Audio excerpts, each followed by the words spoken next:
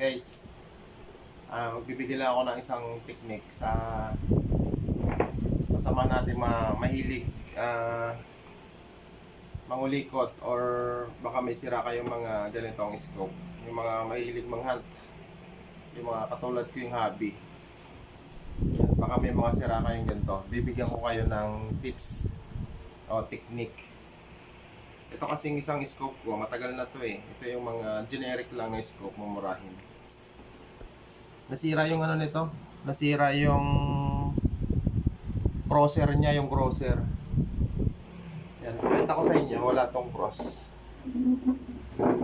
Yan guys, oh. Ayan guys, oh. Wala ka makikitang cross. Tapos itong isa, yan meron to. Okay to. Yan, pakita ko yung cross. Hindi ka na makita. Yan, yung sa gitna guys, yun o, yung cross. Yan, kita nyo. Yan, may cross yung ano niya. Yung target point. Itong isa, yun yung nawala sa kanya. Yung crosser. Ngayon, madali lang guys kung paano natin, kasi wala tayong mabiling ganon. Madali lang kung gagawin natin ang solusyon. Ito lang guys, oh, ito lang yung tatanggalin niya. Pakita ko sa inyo kung paano gagawin. Yan.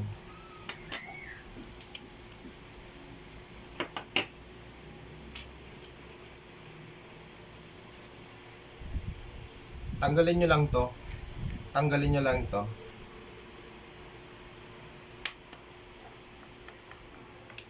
Yan guys, nakikita nyo yung crosser.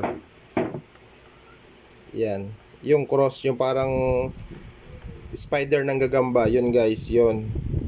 Yung nasa gitna na yan. Yan parang spider. Itong isa, yan guys, so wala oh. Wala siya kasi sira. Lalo na pag nababagsak or mano lang kasi yun, malambot. Tanggalin nyo yung ganito. Kailangan mo lang buhok. Buhok lang guys ang kailangan, tsaka pandikit. Itong glue, super glue. Yan, super glue ang kailangan mo, tsaka buhok. Ayan guys, oh, tinan nyo. Kita ba? Yan, buhok lang. Yan, may cross na siya oh. Nilagyan ko na ng cross. Yan, may buhok na paikot. Hindi ko pa nakakat yung buhok eh. Yan. Bali, makukuha mo tong itim na to guys. Ito lang oh. Tanggalin mo lang to. Ayan guys, so nasa unahan. Yan, itong nasa unahan na to. Natatanggal yan, plastic lang yan eh. Pag tinanggal mo yan, diyan mo na ididikit yung buhok. Ito na yan. Yan. Kasi yung iba, nahihirapan sa ganito, yung nasisira yung crosser nila. Ito lang yung technique guys. Buhok lang ang katapat. Yan, tapos pwede mo lang ibalik. Pwede mo lang ibalik. Kailangan mo lang pandikit tsaka buhok. Ikaw nang bahala mag-straight. Ako, yan. Yan guys, ay straight. Kita yung ano niya. Ayan, sa puti natin ilagay. Yan. Medyo mahirap mag-straight. Pagalingan na lang ng pag-straight. Pag-straight ng cross sa bilog. May mga excess pa, hindi ko pa napuputol yung buhok. Yan, ganun lang guys. Tapos ibalik mo lang doon, ganun lang kasimple.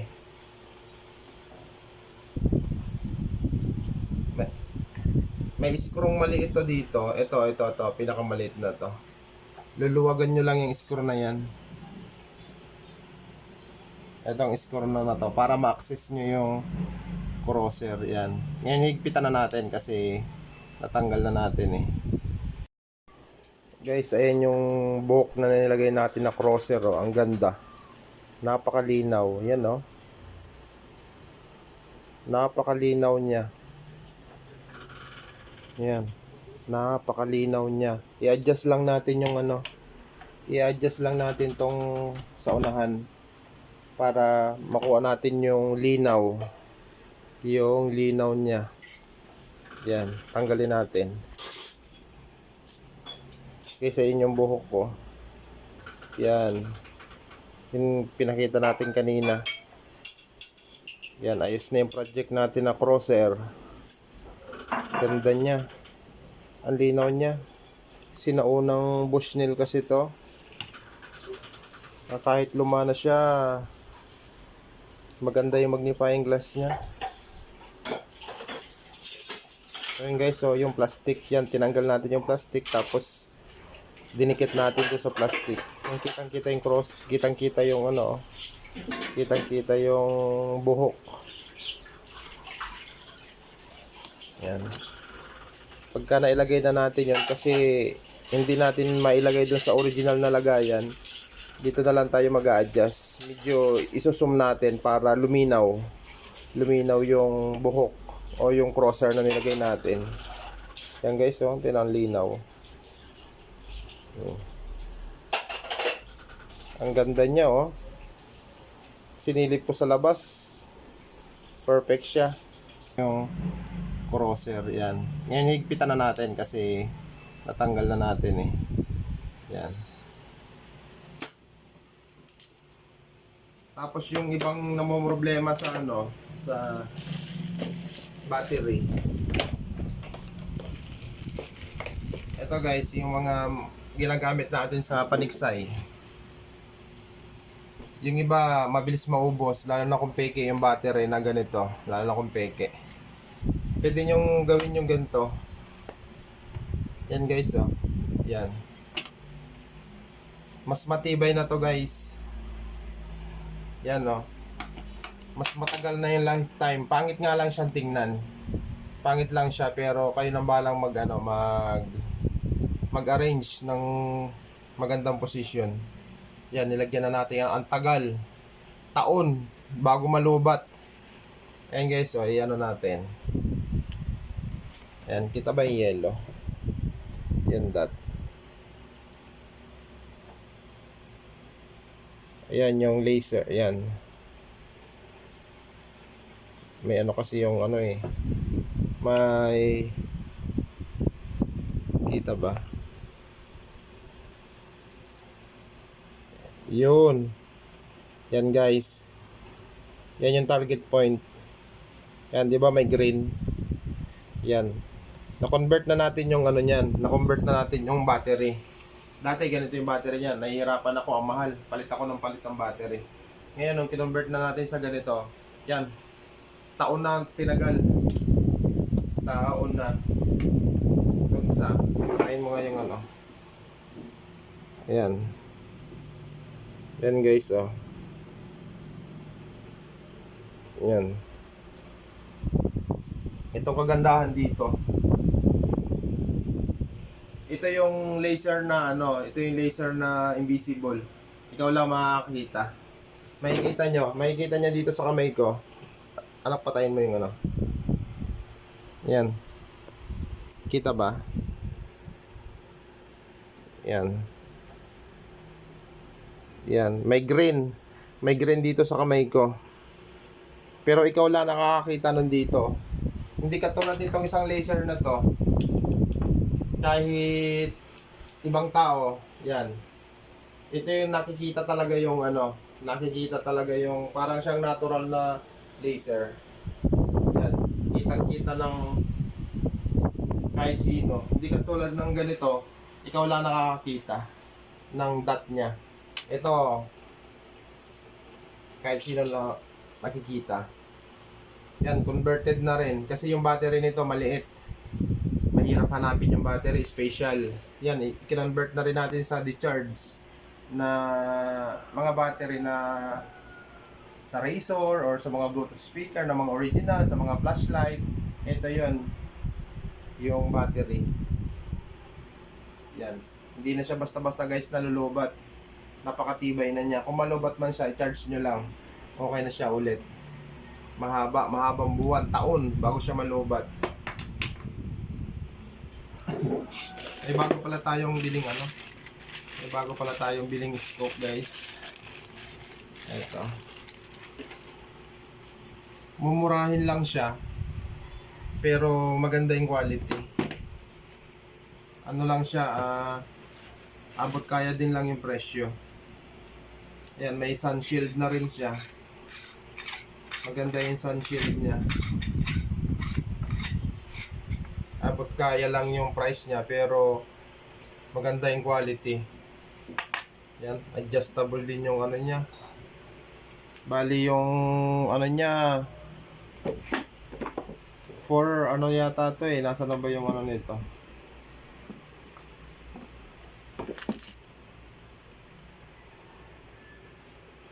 Ito. Yan. 416 times 44. Medyo maganda na yung inangat niya kay Bushnell. Kasi si Bushnell, si Bushnell eh. 9 times 40. Yan. Mas malaki na yung ginanda nitong BSA. Pero yung price nila, halos di nagkakalayo. Kasi mura na din lang to. Pero maganda yung ano niya. Nagustuhan ko yung ano niya. Tsaka napakalinaw. Napakalinaw niya kahit abot kaya lang yung presyo niya. Hindi naman tayo naghahunt ng ano, ng madalas, kaya hindi na tayo bumibili ng sobrang mamahal na mga scope. Yung mga katamtaman lang na price. Yan, kompleto siya. Meron din siyang ano, meron din siyang cover. Yung cover niya dito sa ano, yan dito. Yan.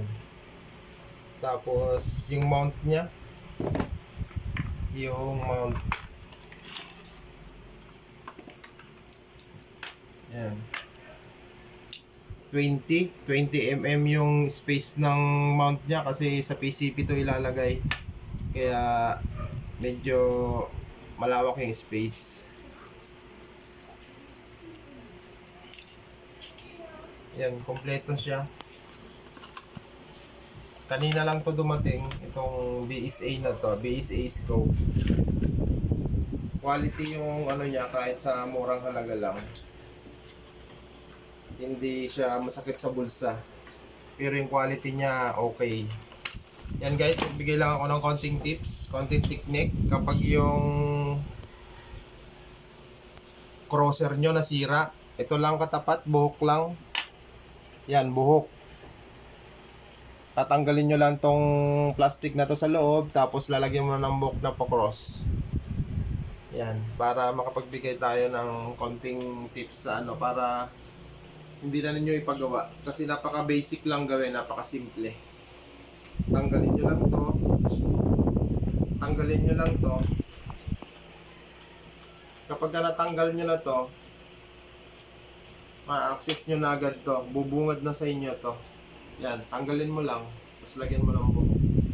Tsaka, ito lang katapat mo pandikit. Solve na ang problema mo. Lalo na yung matagal. Tsaka ano pala guys, yung ano nito, yung merong ano yan dito, may mga lens. Kasi medyo malabo na siya. Halos ang nalilinisan mo lang, itong harapan lang. Yan. Wag pala itong kukuskusin o wag pupunasan ng magaspang. Halos ang nalilinis niyo lang guys, itong harapan, tsaka ito pala yung unahan, kasi ito yung likod. Yan lang yung nalilinis. Pero pagdating dito sa gitna, meron pa yan dito na magnifying glass na 3 piraso na maliit. Yun yung nilinis natin kanina.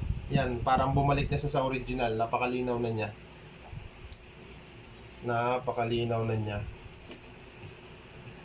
Pag medyo malabo na yung scope nyo, at kahit linisan nyo tong harapan tsaka itong hulihan, at hindi nakuha yung tamang linaw, nandito na yung problema, nandito na sa pinakang gitna. Merong maliliit dyan na may maliliit doon. Yan.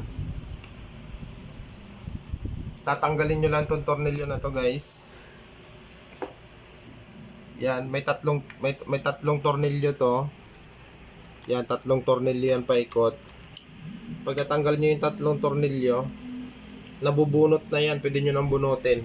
Kapag nabunot nyo na, ma-access nyo na yung magnifying glass na 3 dun sa loob. Bali, ang magnifying glass nito guys, 5. Itong scope na ganitong ordinary, 5 yung magnifying glass nya. Lalo na yung kapag medyo matagal na, pinapasok na siya ng pag. Nagkakapag na yung loob niya. Kaya kailangan na nating linisin kasi may built-in na langis to eh. Yung langis na yun kapag ka nag-moist yung langis na built-in na yan, pumupunta doon sa ano sa magnifying glass. Ngayon yung magnifying glass lumalabo.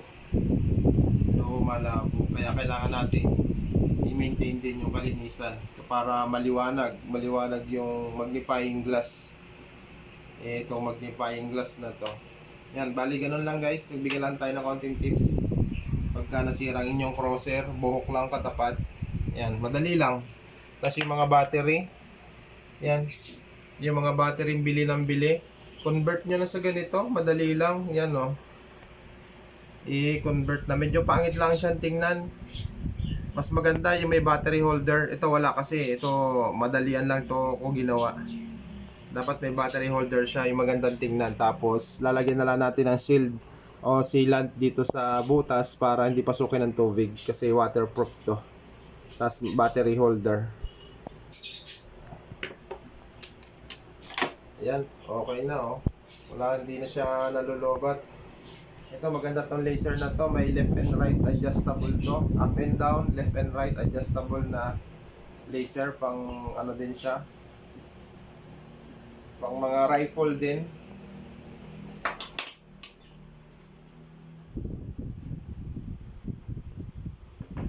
Ayan guys, salamat. Sana may natutunan kayo kahit konti. Doon sa mga kasamahan natin dyan na may hilig mangulikot. Konti